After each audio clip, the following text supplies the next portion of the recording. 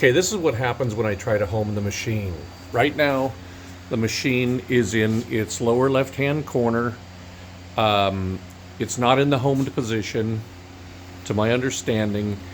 And so when I press this, I'm going to press that guy, and the Z is going up.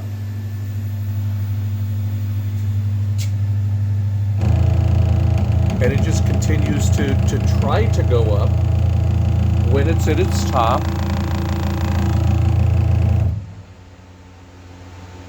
And then the E-stop automatically hits.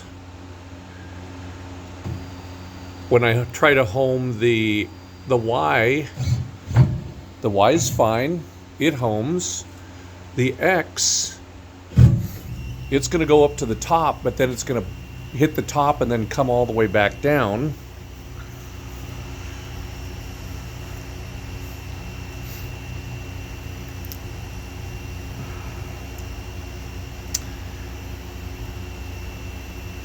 At least I think it is.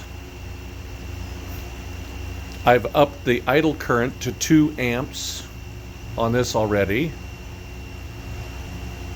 And I can stop it, but then it's homed right there, not at the top. And then the Z, of course, just continues to do that.